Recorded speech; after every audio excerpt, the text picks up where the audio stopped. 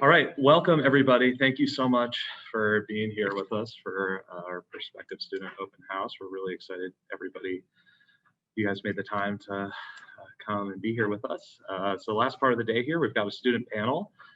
I'm going to go ahead and ask all of the students to go around, and if you could just give us your name, your inflated year, and maybe what kind of interest you have for your medical career down the road. And then after that, it's going to be pretty open. We'll be taking questions in the chat if you want to put them there, or if you want to raise a hand, try to make that work as well.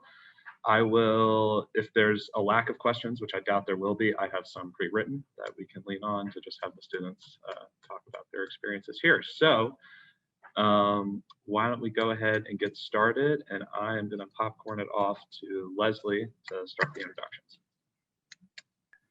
Cool, sounds good. Hi everyone, my name is Leslie. I'm a fourth year. I'm actually in the final 2 weeks of my third year. I'm currently on my shock trauma rotation. This is why I'm wearing those very fun pink scrubs with the letters on it. I am going into emergency medicine. I'm very excited. My specific interests are, sorry, in a room with some medical students. My specific interests are social justice and advocacy. I could definitely talk about that. I did a lot of advocacy in medical school. And let's go over to Emil. Hey guys, my name is Emil. I am a rising fourth year, and I will be applying into orthopedic surgery. Annie, you want to go? Hi everybody, I'm Annie. I'm a rising MS2. I am interested in emergency medicine and surgery, but really open to everything at this point. And I also just wanted to point out that I'm doing the MD MS in clinical research 5-year program. So I know you guys got a presentation on that earlier. So if anybody has questions about that, I'm happy to talk about that too. Maria? Hi guys, I'm Maria. I am also a rising MS2, which is weird to say out loud for the first time. And I am interested in OBGYN, but still like very open to things. Also maybe fam med, definitely using the summer to like do some shadowing and explore that. William, you want to go? Hey everyone, I'm also a rising second year. Right now I think I'm interested in pathology or maybe ophthalmology. And I also am in an MD master's program in cell and molecular biology. And is it Sarah Therese? That's right. Hi everyone, Sarah's fine. Hi everyone, I'm Sarah. I'm also a rising second year. I apologize for the noise. I'm in the lobby in between research. I'm also a rising second year. I'm currently interested in pediatrics, addictions, women's health, and working with underserved populations on a local and global scale. And I saved Nick for last. Hi guys, I'm Nick. I'm a rising M4. Sorry for the cicada hum here in the background that you Maryland locals probably are appreciating these days. I'm currently on my psychiatry rotation up at one of our community hospitals, Shepherd Pratt. But I'm interested, I'm going to be applying into emergency medicine coming up this year and interested in a lot of medical education things. So I've been pretty involved in a lot of the curriculum stuff that's been going on the last few years. So any student perspectives on that I can definitely offer. So. And I forgot to introduce myself. My name's Sully. I am a rising MS4, also interested in emergency medicine, specifically the emergency medicine, internal medicine combined programs. So I'll be applying into those this fall. And yeah, so like I said, I'll be kind of moderating. So I'm going to try to take your questions and make sure they get asked in the right order. If you want to go ahead and raise your hand to let me know you have a question, or if you just want to put it in the chat, you can either publicly, or if you just feel more comfortable private messaging it to me, I can relay it to the students. And with that, we are going to go ahead and get started with Jennifer. You had your hand up first, and so go ahead and ask away.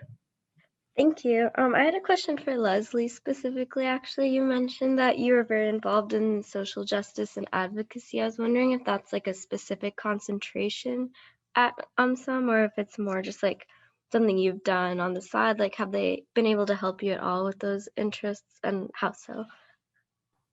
Yeah, so kind of a bit of both. It might have been mentioned already, there's the social justice track, so I'm a part of that. That's a specific track you can choose to be a part of, and you get lectures a few times a year, lectures, and also just sort of hangout discussion sections where in a book club where we sort of touch upon a wide variety of different social justice topics. And in terms of the advocacy, so I'm part of something called the American Medical Association, the student, which is just a strong advocacy group for physicians. I'm part of the student section. I'm also part of the Maryland State local, like MedChi, like the Maryland State chapter of student advocacy, or for all physicians, but I'm part of the student section. And those are interest groups that you can join. We're a great group. You should definitely join us.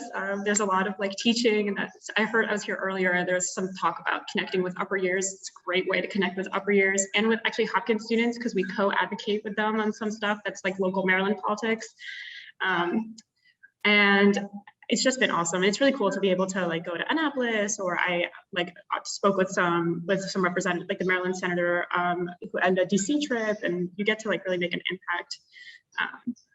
While I'm here, I'm actually gonna also, sorry to like slide into a different question as well, but someone asked another question about, does that answer your question? You want me to go on? Oh yeah, I was just wondering if you maybe go into more specific things you've gotten to do, but yeah, that's what I was wondering. For sure, no, yeah. So as part of, honestly a ton, so I'm going to try to keep it brief. Okay. As part of, as part of the advocacy stuff, so there's a trip every year. It's actually multiple, but through AMA. So I've been able to go to the one that was held in DC, where I got to meet up with medical students all across the country. We're also part of the AMA student section. Together, we create resolutions that help influence like national policy. Well, it influences the lobbying group that will go forward and influence national policy. I didn't personally go, but we sent a few students. We helped provide financial assistance to send them to California for another one of those trips. In terms of advocacy here locally, I mentioned I met with State Senator Ben Cardin to do some stuff with him. I met with a few local legislators to talk about things like telemedicine, about Black women and reproductive health. Like, these are all different bills you can choose to help advocate for. At the end, I'm pretty sure we're going to be able to put all our contact information. I could talk about this forever, but for the sake of time, I'll let you reach out to me if you have more questions about that. Okay, thank you. That was a really good answer. Thank you so much. Yeah, and I'm going to slide into this non-traditional journey. I'm a non-traditional student. I actually took 4 years off between medical school and college and medical school. I graduated, I don't even know, when did I graduate college? Oh, forever ago, 2014, so look at me. I'm sorry. So I graduated like not expecting to go to medical school, and then had sort of a life crisis, and here I am.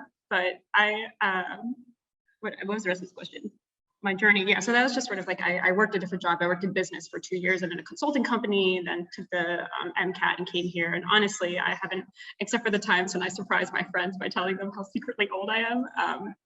It's been awesome. I fit right in. All right, awesome. Then the next person I have up, who I saw, was Michaela Wilson. Two Michaelas have raised their hands, so we'll start with Michaela Wilson. So feel free to unmute, ask away. Hi everyone, thank you so much for your time. My question is for everyone, but specifically Sarah Therese. I know that you mentioned several different interests, clinical interests, and then outside academic interests. How has UMSOM, University of Maryland School of Medicine, allowed you to pursue those different interests and like figure out what niche works well for you, specifically with respect to your specialties, but also your extracurricular interests?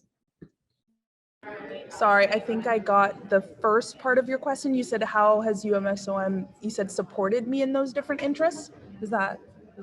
Supported you and also giving you the space to like really delve into them essentially? Yeah, that's a great question. So I guess a lot of it is finding a balance, right, between like schoolwork and then kind of diving into the different specialties and different things you're interested in. One thing that's great at UMSOM is that we end classes at noon. So then you have pretty much a lot of your afternoon, free to obviously study, but also focus on some of the things you're really interested in. And so, for example, for my interest in addictions, I'm involved in one of the electives here called CAP, Combined Accelerated Program in Psychiatry, that gives me a lot of access to different fields in psychiatry, shadowing opportunities. That's what I'm actually doing this summer, 80 hours of shadowing, which has been really awesome. For pediatrics, I found some pediatric mentors and I've been able to shadow them and do research with them. So there's so much faculty and so many people that are willing to have you work with them and shadow them, and you learn so much from those opportunities. And I've just found that whatever things you're interested in, there's resources for you to be able to dive into those fields and really find out what you're interested in, because I have so many different interests and every day there's something different. So I guess I really try and give myself the time to explore those different opportunities, and the summer has been really great for that. So yeah, have I answered your question a little bit? Definitely. And on top of that, are there interest groups available, like specialty interest groups? Yeah, that's a wonderful question. We have a ton of interest groups. I'm pretty sure there's an interest group for everything. Like for example, what I'm interested in, like women's health, there's a women in medicine, there's women's health interest group. There's, for my interest in pediatrics, there's a pediatric interest group.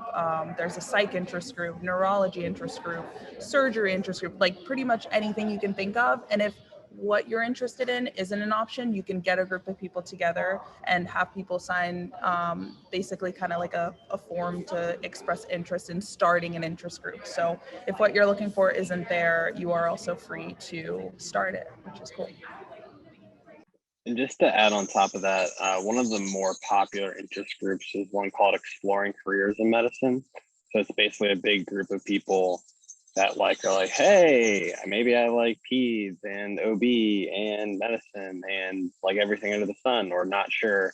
And they basically set you up. I think it's like 5 or 6 sessions throughout the year, and you rotating through specifically some of the specialties that aren't like the core specialties you rotate in during 3rd year. So some things like ophthalmology and anesthesia, which is becoming a little bit more of a core option, but it gives you some good exposure into that. And for me, it was a good jumping off place for emergency medicine. Of when I did that in Exploring Careers in Medicine, I was like, wow, this is something I really liked, and then kind of chose to explore it a little deeper. So that's another really great option. And kind of on top of that, with the new curriculum, there's definitely a little bit more added time to gain further kind of exploration into specialties that you might be considering. So I know they're definitely including a little bit more elective time with that to just kind of understand what you would be interested in and decide from there. All right, I'm going to try to move on to the next question. We have a lot of questions. We don't have a ton of time, so if we could try to keep them as brief as possible. No finger pointing, but we will keep moving. So next is the Michaela, I'm guessing the rest of this name is Patterson? Yes, thank you. Thank you all so much for being here. My question, I kind of have 2 questions, but the first one is, can you talk a little bit about the research that you've done on campus? And then my second question is just, how would you describe the community between students on campus? I can talk a little bit about that. So, one of the things about UMSOM that I feel like was one of the reasons why I chose to come here is because of the abundance of research opportunities. So I feel like a lot of the faculty are involved in really, really awesome research. And I have not been I definitely have not heard of an instance where someone who is interested in a particular field in medicine hasn't been able to find a good research opportunity with a mentor that they like within the class. So I think that's something that's really special about our medical system. And then in terms of just cultivating mentorship, research kind of allows you to do both. So it allows you to gain good scholarly experiences as well as mentorship, which I've really enjoyed over the past 3 years. So.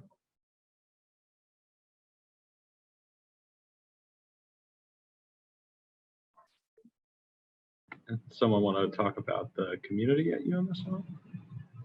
Anyone? I can talk a little bit about that. So obviously this year it was a little different because of COVID and the M1s were all virtual. But that being said, I think just even like more of a testament to that is that we were still able to like create community and friends, and like the school put a lot of things forward that helped us like have virtual events. And then when we were like, as soon as we were able to go in person, they really got us back in person. Some of the things that are built in, like the house system, different interest groups, different longitudinal tracks, I think those were really good ways to meet people. But yeah, like Maria, Sarah, and I all hang out all the time. We're good friends. Like it's been easy because you're all kind of doing the same thing. You're taking the same classes at the same time. And it's very supportive. Like you're not graded on a curve against each other. So everybody, like if everybody succeeds, and there's no reason to like put down anybody else in your class. Not that there's ever a reason for that, but especially not at UMSOM. So there's lots of ways to make friends, but I think there's a great community. Awesome, thank you. All right, I think the next hand I had on my list was Line. If you'd like to go ahead and ask your question, love to hear from you.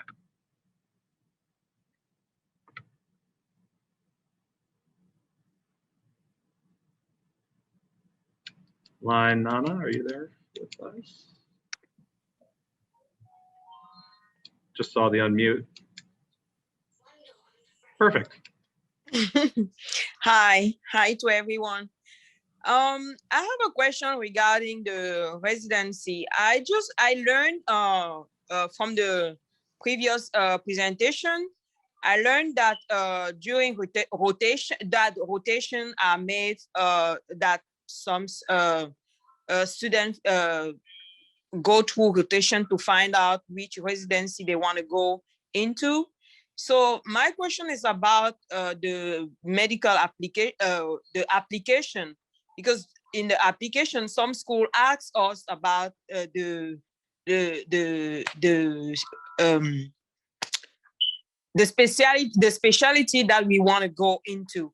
So I was wondering why, if med school know that people will might change their mind on the specialty that they are going to, why are they asking us about it, and how should we talk about the specialty that we want to go into? Can I take that question? Or go ahead, Leslie, I'll jump in. Sure, yeah. I mean, it's a really great question. I think for me, I thought about this too, because as someone who was a non-traditional applicant, someone who hadn't really considered medicine before, after I graduated college, I think it's important for maybe, I don't know if Dr. Quezada back me up, but at least to show that, I really did the work to sort of think about medicine, like, is this truly something I wanted? Have I experienced things? Or is there a sort of path? Obviously it could change, but is there some sort of, direction in medicine that I could go towards? But I think they're all very understanding that I'm what I wrote about being a pediatrician or adolescent health, and that shifted for me, so. Thanks, Leslie. I think that's a great answer. And I'll just add to that, I think it's actually a misperception that sometimes people think that we want you to know what specialty you want to go into. And I can assure you, Lena, that we are, if anything, we know, because we went through the process, we know you're going to change your mind several times. So we certainly on our application, we don't ask you what specialty you think you're going to go into. There's no expectation. We want to know from a much broader level where your motivation lies and your passion for medicine, regardless of the specialty that you go into, and about that connection you're going to have with your patients, the amazing good you're going to do for your community in general. So we really ask questions more on a general level. We don't expect you to know what specialty you're going to go into. That said, if you are already sort of interested in a particular specialty and you want to share that, by all means you can. I think at the end of the day, what's maybe most important is that your application should be genuine. right? It should be you're sharing with us your authentic self and your authentic motivation to medicine. And if that means that you genuinely are committed to emergency medicine or oncology or whatever the case may be, then sure, like share that with us and explain why. But if you don't have a specific choice, that makes perfect sense, because we know that, you know, we don't expect you to know that yet. Thank you. So should we just say that, maybe say that we don't know yet? Is it okay to say that? No. You can say that if you want to, but again, we don't ask you to tell us what your plain specialty is. So don't feel like you have to say that necessarily. Okay, thank you. Thank you so much for your answers. My pleasure. All right, next on my list, I think we talked about some of the non-traditional stuff in the chat, so I'm gonna jump to Leah here. If you'd like to go ahead and ask your question, we'd love to hear from you. Yeah, hello. Thank you all so much for taking the time out of your super busy schedules to answer our questions. I was wondering if you could go into a little bit of detail about the learning environment and whether or not you feel as though it's a competitive learning environment or if it's definitely more on the supportive side. And also if you could discuss your relationships with your professors and whether or not you feel like they got to know you. They know your name if you're in a lecture class and they go up to you and they've never even seen your face before, or whether or not you would agree that their primary goal is really to ensure your success as students. Awesome question. And Dr. Martinez is so tired of seeing my face. I can guarantee it. I promise you. But yes, if anybody else would like to talk about it. Well, I can jump in on that. Sorry, go ahead. And then other people can add. But from my experience, now coming up to fourth year, I've kind of been in kind of the two main different environments in the preclinical world and the clinical world. There's definitely some different dynamics there, but especially during preclinical time, I think the community here at University of Maryland is very supportive, and students are always willing to help each other out. And especially with the new curriculum going to more of a less tiered grading system with the honors, pass, fail type system, I think that'll even support that even more. But always, you know, study guides being handed down or flashcards and Anki decks or whatever that might be for different classes, or sometimes passed down through classes or other students who are working on study guides or practice tests. I know we had one student in our class, Claire, who would always like write her own like practice tests. She liked to write questions to study, and then she would share all of those kind of at the end of a unit. We all would be able to use that kind of as a practice run through for exams and things like that. As far as professors, I think they're also very supportive. The nice part is we get to do these small groups every day, and in that sense, you're paired with some sort of faculty member, more on like a 15 to 20 person group, or even smaller now in some certain circumstances. That really allows you to have a little bit more on one-on-one connection with faculty in that field on that topic area. So that really helped me to kind of build some connections and feel comfortable asking questions in a smaller setting to clarify different lecture topics and things. And then in the clinical setting has also been very supportive. Also students kind of passing down tips from other rotations.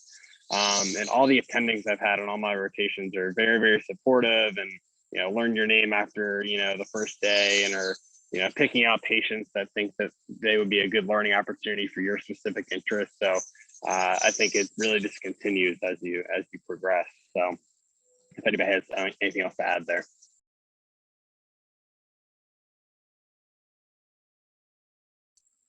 Or if you had any, if that answered your question, make sure to.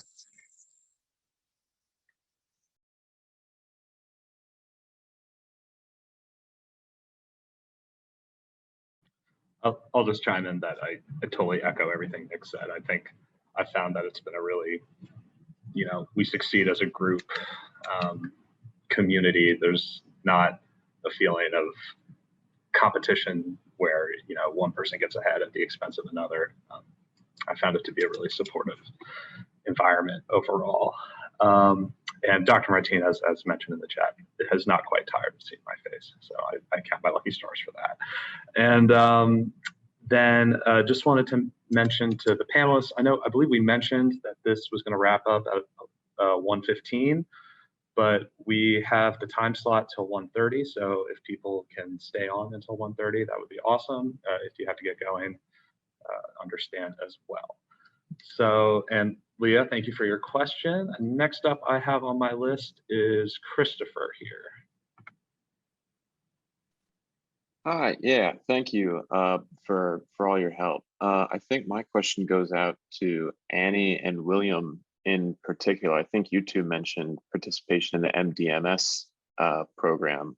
I was just wondering what made you guys apply into that and sort of what opportunities you see from that as opposed to the MD PhD program. I can answer that because I did think pretty hard about applying to MD PhD programs. And what I eventually decided was that I didn't want to put the time into a PhD. So the master's is 1 year out, where all the coursework is essentially covered by the med school classes. So it's 1 year of dedicated research.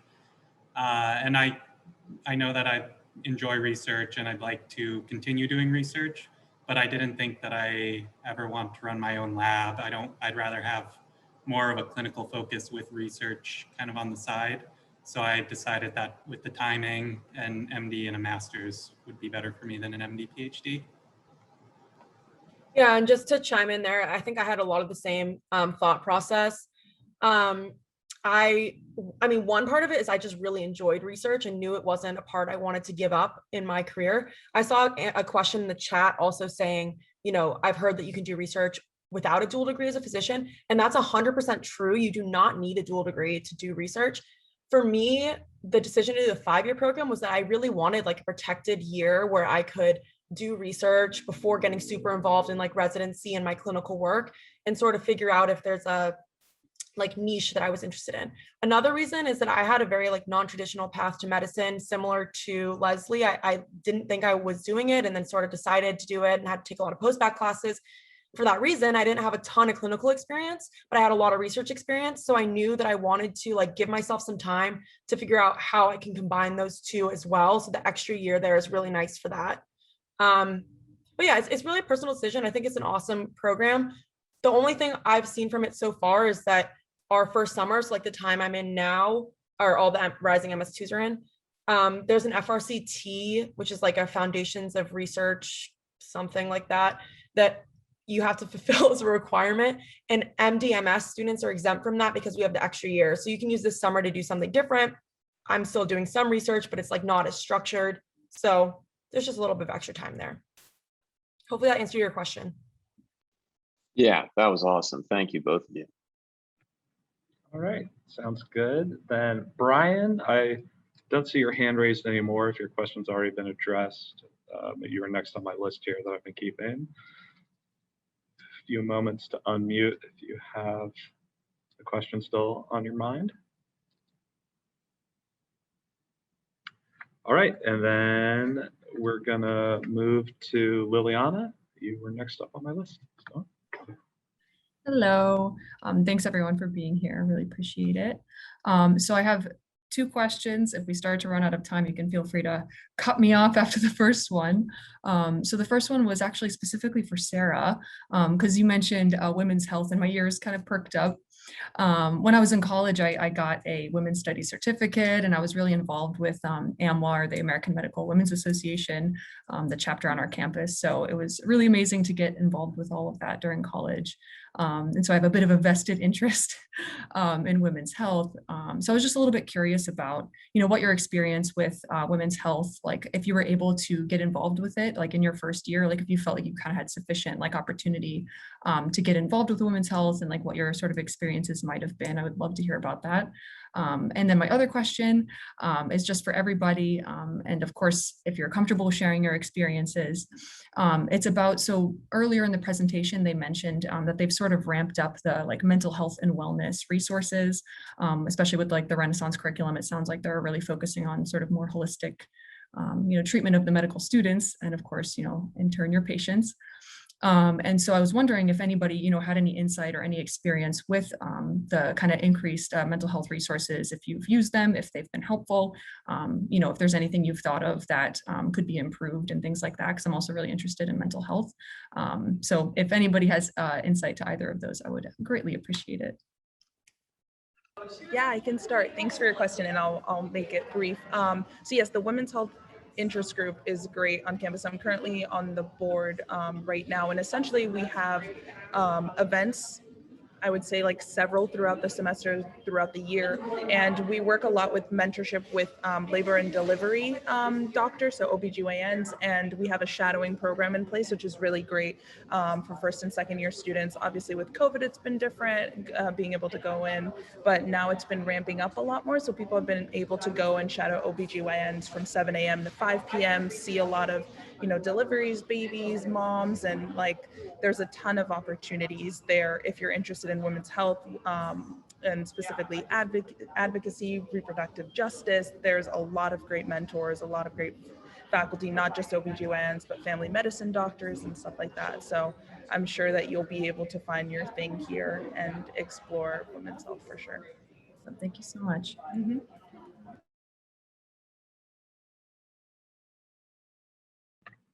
And does anyone want to talk about a quick word or two on wellness resources?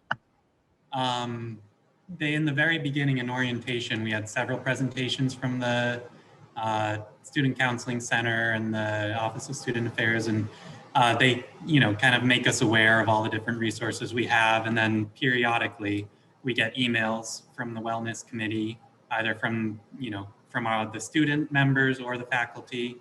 I have gone to a therapist at the counseling center, and they make it very easy, making the appointment, and they, you never have to pay for anything. It's all guaranteed. And so I've found it very helpful, very easy to navigate, and everyone that I've interacted with has been great. Awesome, thank you for sharing.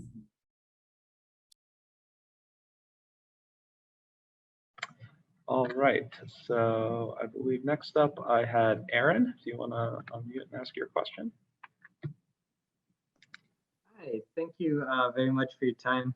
I was wondering if you could give your perspective on how UMD teaches cultural awareness in healthcare. I've worked with, in the clinical experience, I've worked with different populations, North African refugees, Native Americans, Hmong immigrants. I've spent time in clinics in India and seeing how they delivered care and what people are comfortable sharing and what procedures people are comfortable going through, both invasiveness wise or just through an examination, differs a lot, including in the LGBT community here. I'm just wondering if that is incorporated into the education. If you guys get a little bit of a background in how social determinants of health play a role in people's lives, like where you grew up, the experiences you had, is that something you just learn in the field, or is it built into the education?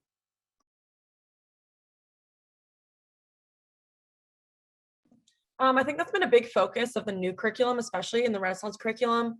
We're constantly talking about social determinants of health.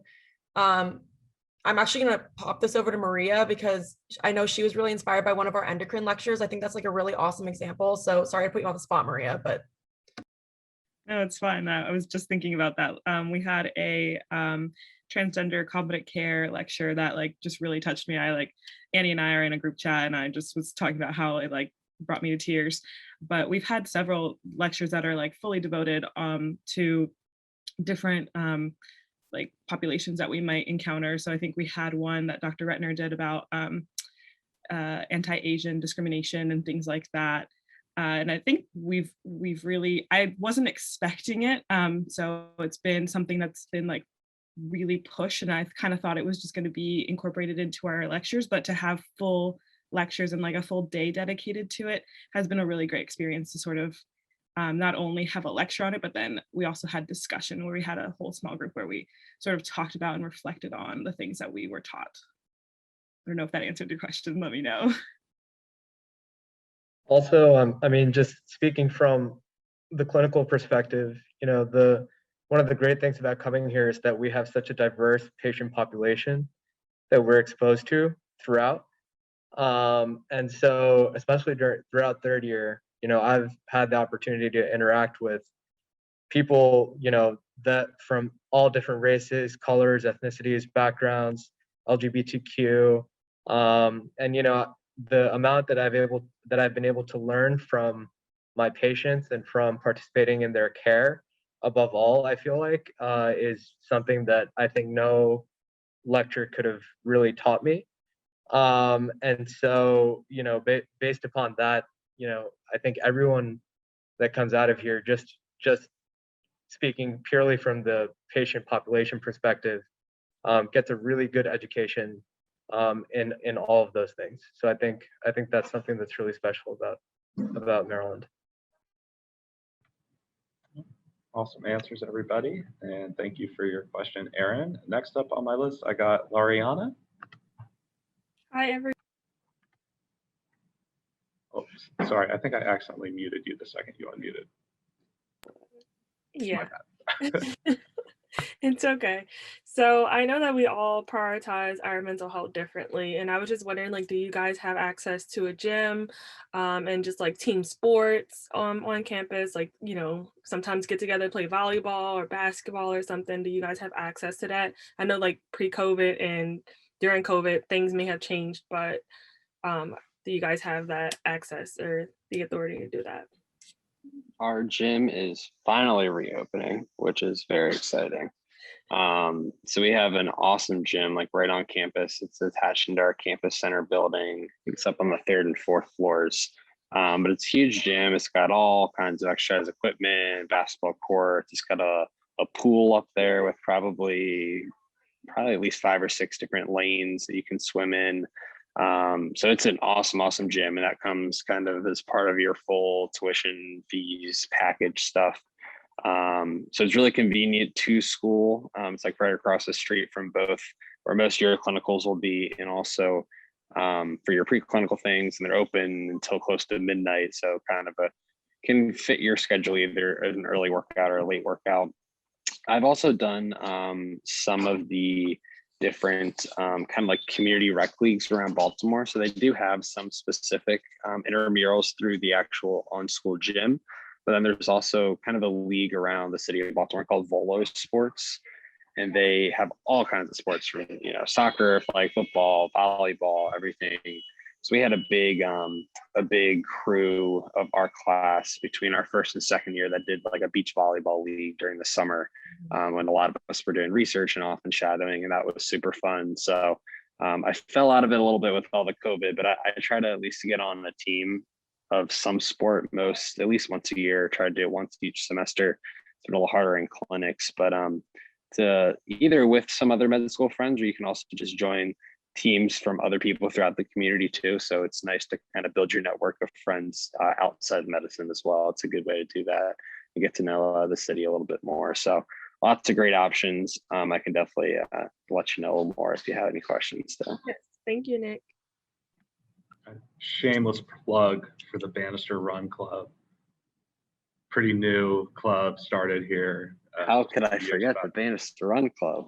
Lots of promoting community through fitness and wellness and things like that. So I found that there's lots of opportunities there as outlined by Nick, and also through some of the official like on-campus organizations, both through just the School of Medicine and then also the larger umbrella of University of Maryland, Baltimore.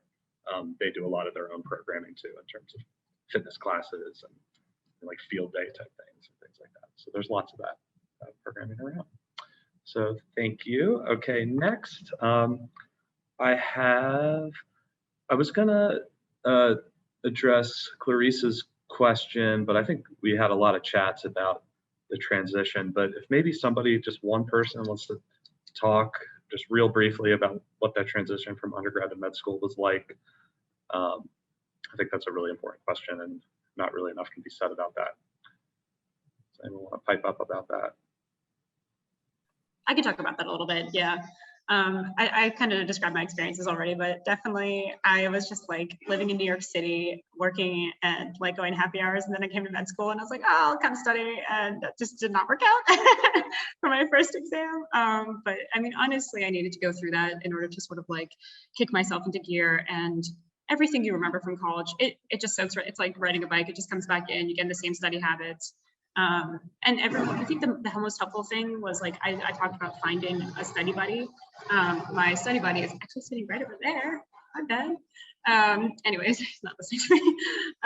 But it was also like all your friends are also studying, and then you just kind of get soaked into the atmosphere of everyone sort of like, I don't know, I really fed off that energy of everyone else, not in a hectic way, but in a supportive way, that everyone else was also like, you know, they're with you. I went to the anatomy lab, and that's how I met some of like how I met Dave, Ben, and Brian, some of my best friends / my partner. It was like going to the anatomy lab with them and the meeting in the middle of the night, like we're all sitting together and quizzing each other. So you get into it, and their friends help you. Awesome, thank you very much. And then next up, I think I had Christian. If you want to unmute and ask. Hey, everybody. Hey, so thank you so much for taking your time to speak in this panel. It's been very enlightening and I appreciate it. I have a few questions, so I understand if you don't have the time to answer all of them, but I understand that you guys have the Renaissance curriculum, and I know that you guys have a pass-fail system, but I wanted to know, how is your academic performance evaluated? You know, do you have, personal advisors, making, helping you to ensure that you are progressing? How are your clinical evaluations performed specifically? And also, do you guys have any tips on being successful in medical school?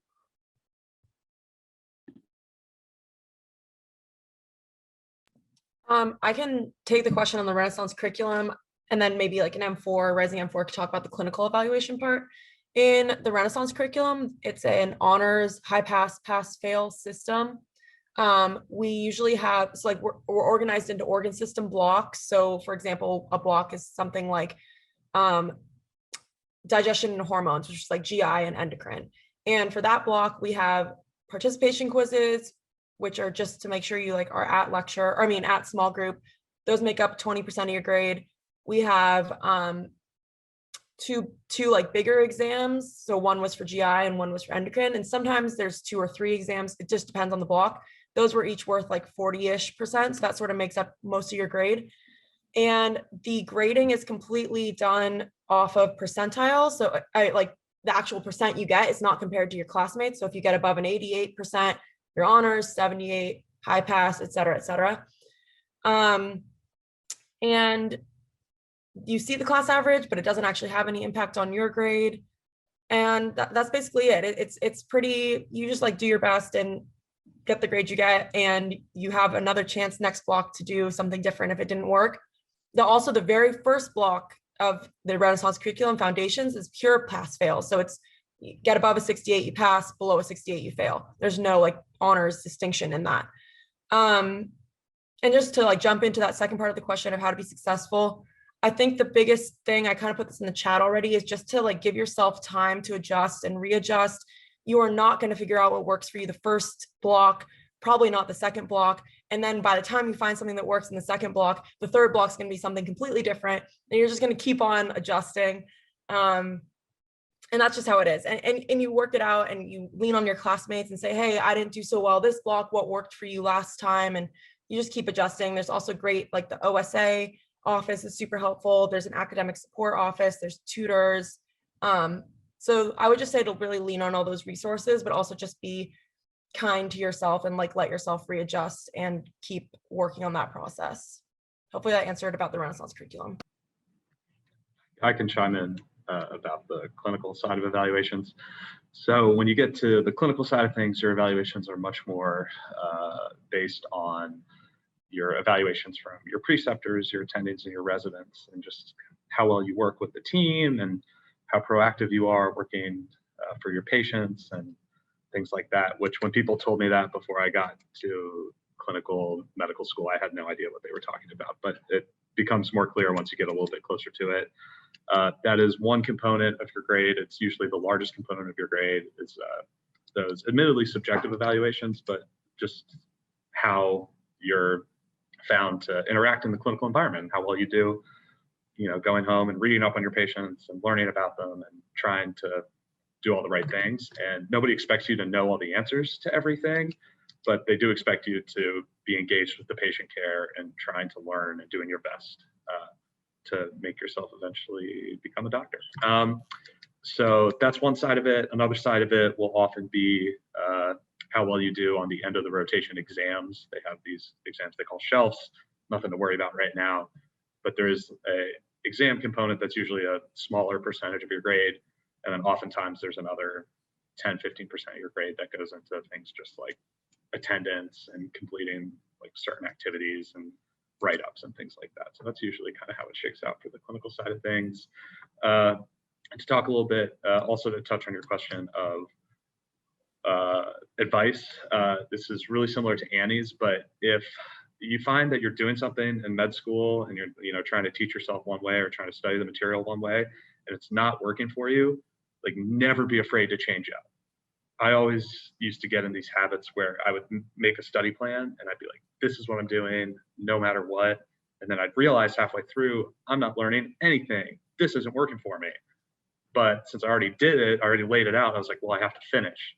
And that was thinking that I wish I had dropped a lot sooner.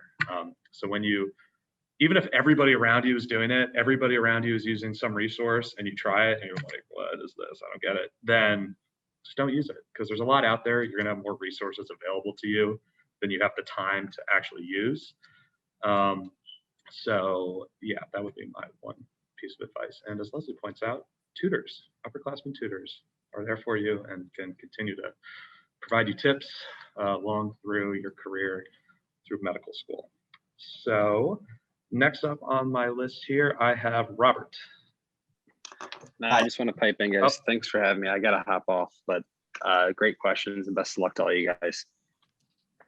Me too, actually. I gotta go run back, but it was really awesome meeting you guys. Sully, can you put my email in the chat?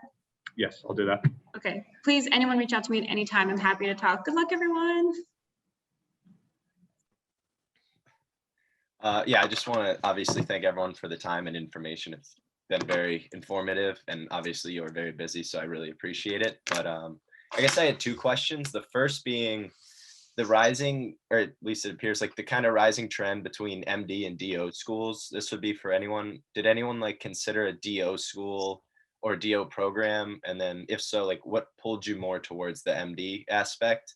And then the other question is just a more general, those who are more recent, I guess the MS2s, would you change anything about what you looked for in schools or how you went about the application process?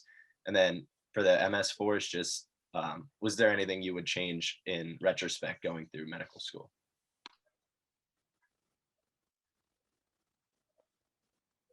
I can try and answer a part of that. I think for when I was applying, I did get a little bit, I guess once I started receiving rejections, I was a little bit hesitant on like continuing to send secondaries because I sort of like just was on the fence about things. So I think if I could change anything, I would go back and sort of tell myself like it's okay and to just keep trying. And like luckily like I got in here and I like love it, but I think that was probably like a big mistake that I made. But it didn't feel great to be rejected, especially like my alma mater was like the first rejection I got. So I was like very down on myself. So maybe to like give myself more space when applying and sort of just like talk to myself and like affirm that the things that I've done will get me to a place that will appreciate like the things that I can bring to the medical school. Yeah, in terms of applying, I would say to like, there's all those resources that tell you the median MCAT and GPA and all that stuff. I would like use those as a very loose guideline because there's so many other things that go into the application. Like do not limit yourself based on that. I mean, be smart about where you apply, like, make sure you have a good breadth of schools, but also if you really love the mission of a school or you really love the programs they have in place, but you're like in their 25th percentile or below that, like just apply if you have the like financial means to do so. I got interviews and into places that I like shouldn't have based on my MCAT and GPA. And then my other like tip on the application stuff is that when you do eventually get in somewhere, just know that like there's a reason you got in there and you're meant to be there. I think that's something I would go back and tell myself. When I got into Maryland, I was like, oh my God, they must have made some big mistake because I cannot believe it. And then it's hard to like get over that mindset, and you know, it's easier said than done, but just, you know that you're meant to go the place you get in. So.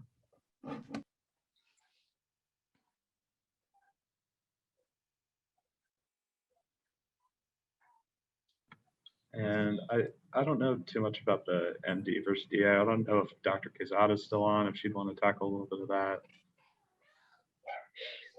Hi, I am still on, but can you restate the question for me?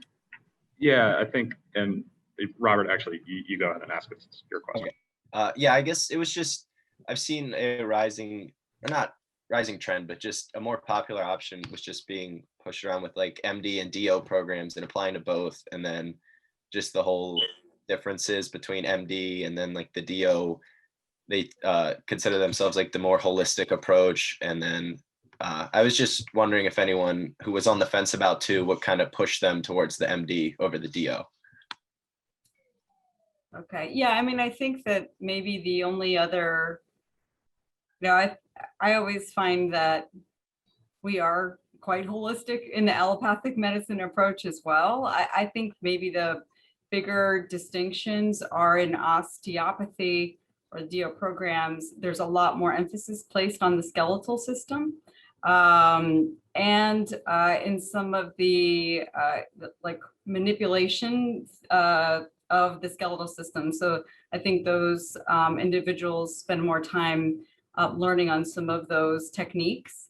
The other trend that we tend to usually see as graduates from DO programs are maybe more likely to go into some of the primary care and preventive medicine fields rather than specialty or subspecialty fields. Not that you don't see DO graduates in specialties, because you do, it's just not as frequently seen as it is among MD grads. So those are some of the main differences that I think are useful to highlight. But honestly, I would advise you to, hopefully if you do have a pre-med advisor that you can talk to and get a little bit more insight on maybe the specific programs that you're thinking about, I would definitely use them as a resource as well. Thank you. All right, I know we are over time. Lion, is your question quick? Hi again. My question, I understand that med school requires a lot of work, and I would like to know if you think, any of you think that someone with a family, when I mean family, I mean children, can succeed in medical school, and if yes, have you seen concrete student who succeeded? Yes and yes is the short answer. The slightly longer answer is absolutely. People come in with families. We've had several students have children, have their second or third child while they've been in medical school, at least with me and Emil and Leslie and Nick's year. So the evidence is there, people do it. And we probably don't have too much time to get into the weeds of it right now. And I don't think anybody on this panel has done it. So we probably wouldn't be the best people to reach out to. But if you're curious, we'd be happy to put you in touch with somebody who's had that experience, would be able to better speak to it. But yes, okay, absolutely. So, okay, so how do I contact that person? I put my email in the chat, shoot me an email, and I can get you in touch with somebody. Okay, thank you. Yep. All right. And I think that is a wrap on our panel. I know we're a couple minutes over time, but yes, Solly, thank you so much. Thank you to the panelists. You guys are amazing. We love our students. Thank you so, so much. I also want to thank Drs. Robinette, Martinez, and Tom as well. And I'm just going to put up one last slide, just again, to give you our contact information. You have our website, our email address, and you can also find us on these social media platforms. So feel free to reach out to us. We're doing a better job at social media, but we're still a work in progress, but you can definitely contact us. And the medical students also put their email addresses in the chat. So they are always willing to answer questions as well. So again, I just want to thank all of you for attending. We will put this video up on our website as well in the next week or two. But everybody have a great day and best of luck to all of you.